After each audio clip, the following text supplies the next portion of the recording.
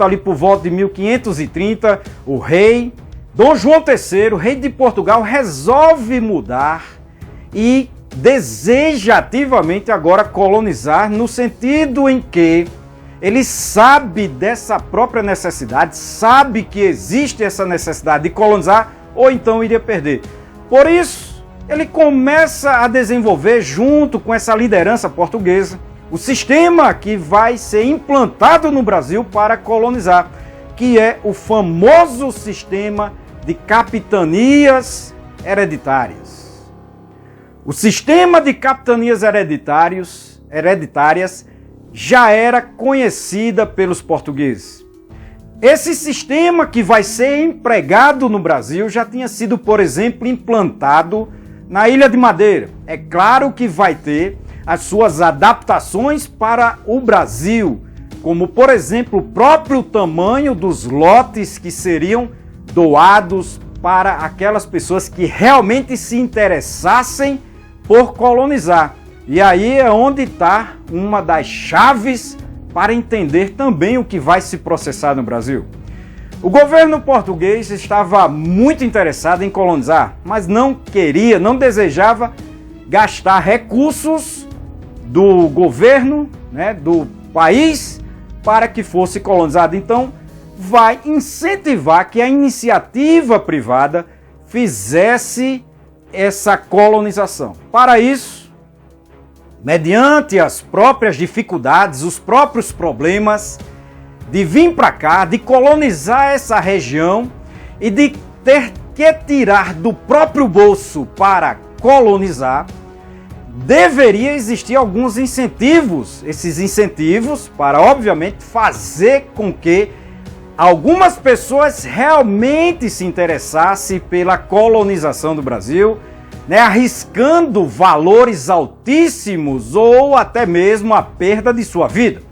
Então, o governo de Portugal cria alguns incentivos importantes, que começa pelo próprio tamanho do lote, que esse lote seria doado para aqueles que resolvessem colonizar, vir para cá e tirar do próprio bolso os recursos necessários ou encontrar meios como empréstimos, financiamento, para poder arcar com as despesas da colonização.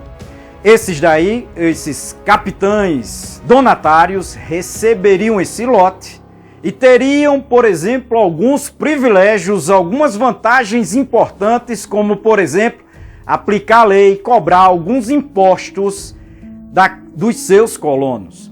É claro que acima do capitão donatário ficava o governo de Portugal, o rei de Portugal, mas aqui esse capitão seria a lei, promoveria o controle e deveria, nesse caso, um entre os deveres, colonizar. Do contrário, se não fosse feito isso, a terra, que seria hereditária, ou seja, caso ele morresse, passaria para os filhos, seria então devolvida para o governo de Portugal. Então deixa eu esclarecer melhor para aqueles que ainda não entenderam. Se o capitão donatário que resolveu pegar um lote e não colonizasse, o governo de Portugal poderia retomá-lo e doá-lo ou fazer o que quisesse. Mas, nesse contexto, o Brasil vai ser dividido em 15 lotes. Desses 15 lotes, serão transformados em 14 capitanias hereditárias. Como o empreendimento era de alto custo, e além de ser de alto custo, de alto risco, poucos vão se interessar. Poucos portugueses vão se interessar. E aí, nesse contexto de que vai realmente faltar interessados, mesmo sendo 15 lotes, 14 capitanias, somente 12 capitães donatários, ou seja, 12 portugueses vão realmente resolver colonizar. E já vou me adiantando que mesmo que tenha tido 12 pessoas que realmente, 12 portugueses, que resolveram colonizar, não foram todos eles que vão vir para cá, que vão realmente se instalar, que vão realmente colonizar. Nesse contexto, o que vai ocorrer é que, ao longo de menos de 16 anos, menos de 2 décadas, apenas 2 capitanias prosperaram. O que vai fazer, vai resultar, nesse caso, com um grande fracasso para o governo de Portugal, haja vista que o grande propósito de doar essas terras, de transferir para iniciativa privada, a transformar nas capitanias hereditárias, era realmente colonizar. Então, quando você observa que eram 15 lotes, só tiveram 12 interessados, e desses 12, apenas 2, em pouco mais de uma década, vão ter realmente prosperado, fincado os dentes e continuar esse processo de colonização. Se vocês olharem por essa visão, vão ver que, em síntese, o sistema chamado de capitanias hereditárias, que tinha por propósito colonizar, vai fracassar.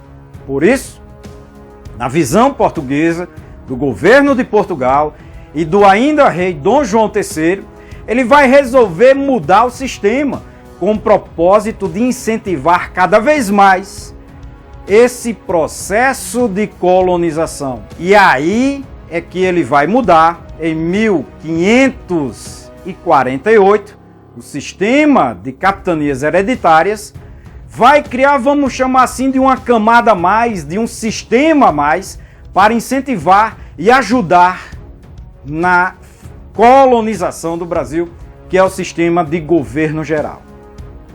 Criado em 1548, o primeiro governador geral do Brasil só vai chegar em 1549 e foi o Tomé de Souza. Tomé de Souza veio para o Brasil com algumas ordens diretas ali do rei de Portugal, com algumas ordens que ele deveria cumprir, como, por exemplo, estabelecer uma cidade, criar uma cidade para ser capital da colônia. Tá ok? Mas antes de falar de Tomé de Souza, vamos falar um pouquinho das causas do fracasso desse sistema de capitanias hereditárias, que vai desde a questão em que era caríssimo você colonizar, você trazer colonos, você manter esses colonos para depois e, se quando possível, lucrar em cima dessa própria colonização, como, por exemplo, esperar que produções como da cana dessem seus resultados na transformação do açúcar e na venda, como também, é claro, que essas despesas e os próprios perigos que existiam vão fazer com que alguns capitães donatários nem mesmo viessem para cá, desistissem ainda no início desse próprio processo, como foi o caso do capitão donatário que recebeu a capitania do Ceará, que veio a ser hoje o estado do Ceará. Ele nem mesmo veio para essas terras, mas outros vieram e fracassaram porque foram atacados por piratas, tiveram problemas em suas capitanias, disputas e conflitos com os índios, agora porque a própria situação inclusive mudou dramaticamente para os próprios indígenas, que muitas tribos, muitos indígenas foram levados à escravidão, algo terrível e que vai fazer com que eles inclusive combatessem os colonizadores que estavam chegando e se apropriando dessas terras. E aí, nessa própria situação, que é diferente da extração e do comércio do pau-brasil, você tem agora, nesse contexto, a tomada dessas terras, o povoamento dessas terras por esse europeu, esse português que está chegando, e é claro que os indígenas vão tentar expulsar, vão tentar combater, repelir esse próprio processo de colonização. Isso não se deu em todos os lugares,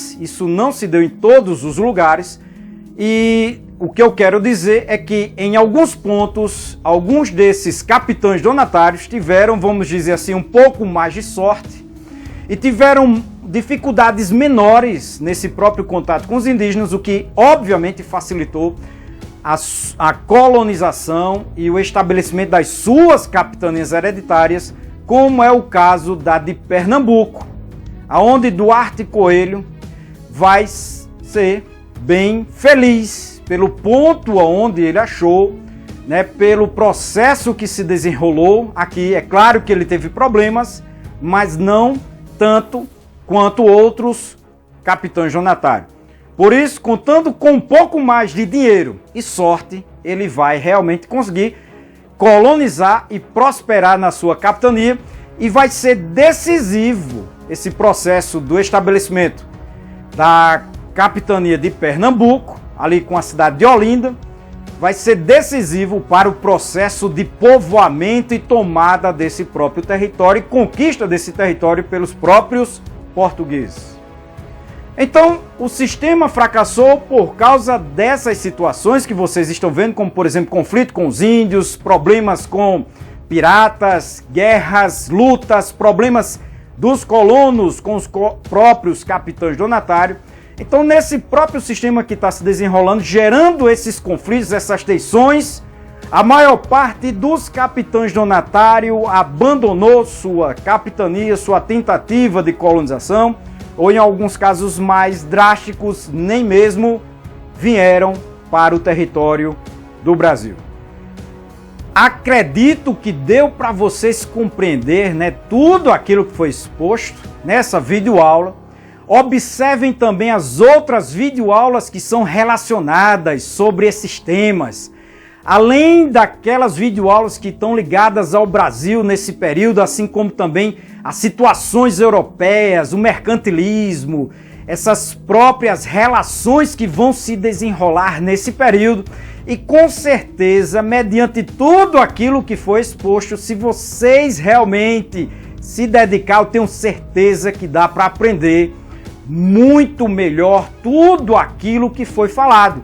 E qualquer dúvida, mande aquela mensagem ali, mande a mensagem no comentário, no vídeo, para que a gente possa, por exemplo, desenvolver aquela videoaula que tanto você tem dificuldade ainda, que ainda falta em termos de conhecimento, aonde nós podemos ajudar vocês e aí solucionar melhor esses próprios problemas. Então, assista as outras videoaulas, vejam as playlists, aquelas que estão relacionadas, por exemplo, às suas séries, né? Aquelas que podem realmente lhe ajudar, vejam elas e com certeza vai solucionar, vocês vão aprender, vão tirar de letra, vão aprender bastante. Então, gente, como vocês viram, esse foi o processo que se desenrolou durante esse período no Brasil, um processo muito importante, que com certeza marcou a história do Brasil e do mundo. E, claro, as nossas vidas. Então, não esqueçam todos vocês de se inscrever no nosso canal, assim como também é importante que vocês enviem essa videoaula para outras pessoas. É importante também você dar o seu like. É importante também que vocês vejam as nossas playlists, que, como eu já disse, estão intimamente relacionados a esses assuntos e esses temas, para que vocês compreendam melhor, para que vocês estudem aquilo que está relacionado às suas séries, né? Aquilo que vocês tanto precisam, que às vezes tanto se queixa de dizer que não consigo compreender, não entendo, né? E aqui você pode repetir várias vezes até aprender, né? Decorar e aprender. Então, pessoal, é isso aí com vocês. Estamos nos despedindo e até a próxima, pessoal!